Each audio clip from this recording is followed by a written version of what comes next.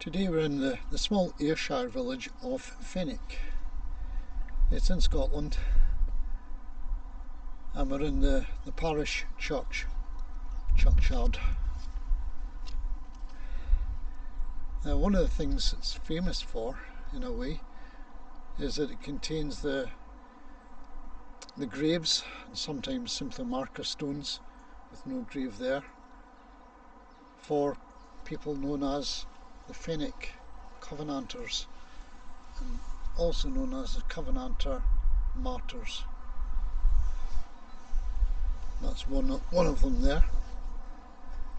This one is a marker stone, a commemoration stone, but it's not the graves. I'll tell you what the Covenanters were. They were staunch Scottish Presbyterians who took their name from the National Covenant of 1638, which pledged to defend the Presbyterian form of church government and reject the King's interference in religious matters. Specifically, the imposition of rule by bishops, or episcopacy, by the Stuart kings, Charles II and James VII. Yeah, that would have meant that bishops would have been involved in ruling the church, and the king, in fact, insisted that he was the head of the church, and they said, that's not on. We don't have anything to do with that. And they signed a national covenant of 1638 and another one, saying that they rejected all of these things that the king was offering. And from about 1669 until 1688 approximately, it was a particularly savage time for Covenanters. The king's troops would quite happily hunt them down if they were trying to have a religious service of their own. They normally tried to have religious services held out in the open where they could watch for government troops, or sometimes in secret places indoors.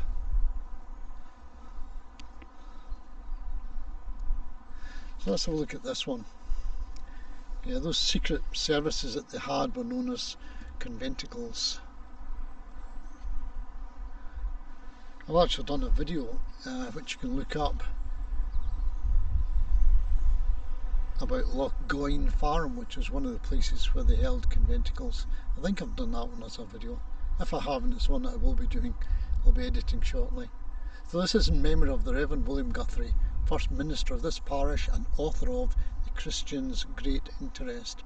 Born 1620, ordained 1644, so 722 is ordained. Ejected by prelatic persecution in 1664. Worn out by labours and sufferings, he died in 1665. That's a bit of a shame, isn't it? So it didn't last long. And he was interred at the church of Brechin. Brechin is, I think that's in Fife, so a different part of Scotland. Oops. Sorry, I'm using a fairly new gimbal, and I'm still getting to grips with exactly how it works. I'm not a mad fan of gimbals to put phones onto. So that's just one example. I'll give you another one. Another one or two perhaps.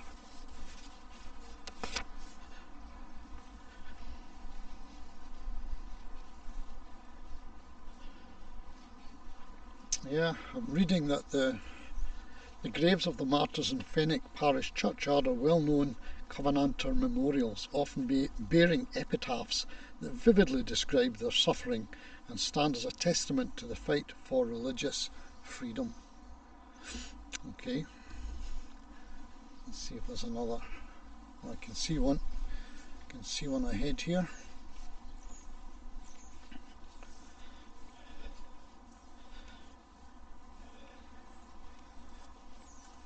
That's this next one.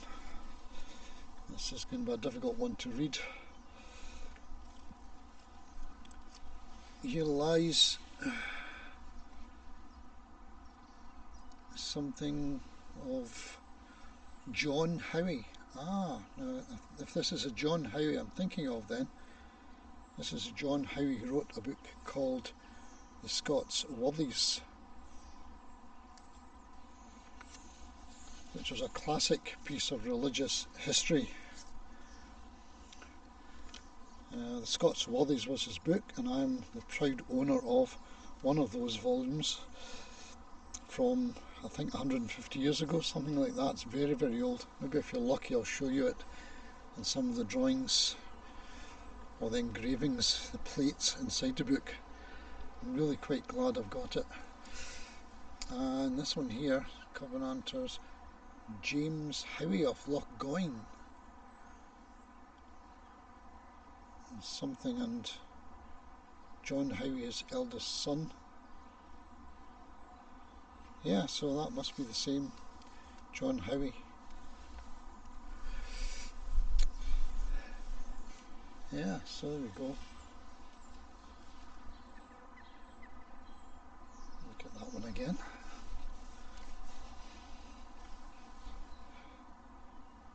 Yeah, so these are the Howies of Lochgoyne Farm.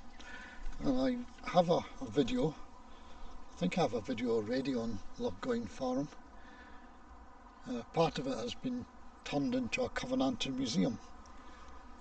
So anyone who has interest in this should go. It's full of great interest, and you'll pick up leaflets and things like that one there. I don't know if I can turn around to the sunshine. How's that? Is that better? Better or worse? Better or worse? History of the Covenanters. Great little booklet.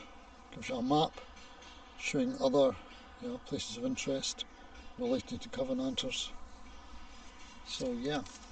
Okay, let's walk into the sun. Walk into the light, child. Walk into the light. Very, very ancient graveyard, as you'll appreciate. I can hardly see for the sun myself now. The sun is going down. Oh, here's one. They're conveniently marked by green markers like this. Now here lies the corpse of Peter Gemmell, who was shot to death by Nisbet. Now that will be Lieutenant Nisbet, one of the King's Dragoons soldiers, and his party 1683 for bearing his faithful testimony to the cause of Christ. He's 21 years. Yeah, shot to death at 21 years. Awful. Yeah. Terrible things were done. One of my other videos is about a drummer boy, just to take another side to this. A drummer boy on the Dragoon side, who again was young, maybe younger than that I think, and he fell behind and was caught by the Covenanters troops, who killed him and threw him down a well. I think he was only about 15 years old, something like that. So yeah, terrible things are done.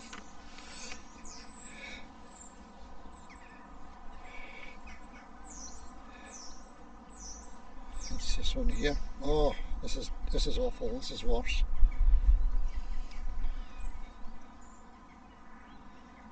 Fenwick Covenanter. Here lies the body of James White, He was shot to death at Little Blackwood by Peter Ingalls and his party in 1685. Yeah, renewed by subscription in 1822. Yeah, that was awful. James White. Poor James White. Peter Ingalls shot him. He cut his head off and he kicked it about the grass. I think they kicked it about the grass. I thought it was in New Milnes. Maybe that's near Blackwood. I don't know. Yeah, awful. Savagery goes on in wartime. Oh, I've just spotted another one over here. Shall we do one more before we go?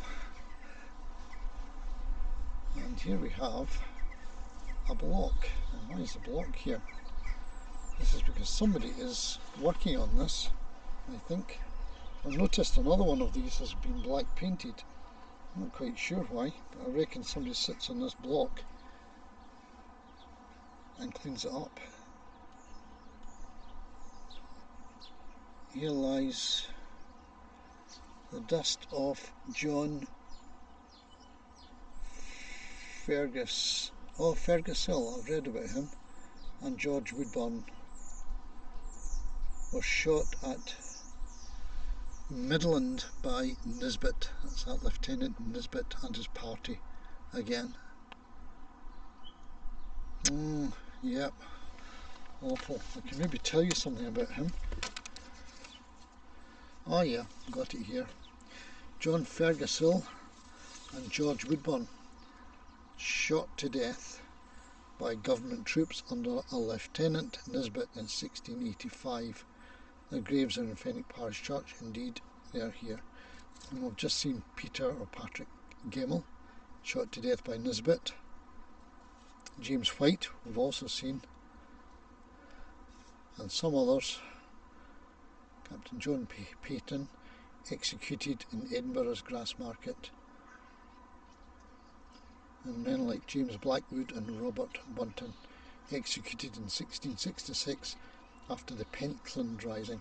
Yeah, there were various battles and risings went on, and I've covered one or two of those. I've covered the Battle of Bothwell in another video, and the Battle of Drumclog in another one. So yeah, if you're interested in these, have a little look at my videos. I think these will be under history playlists, and one playlist is history and prehistory. That lets me put in any old prehistoric stuff as well as relatively modern stuff like this. So there you are, that's about it. I think we'll call it a day.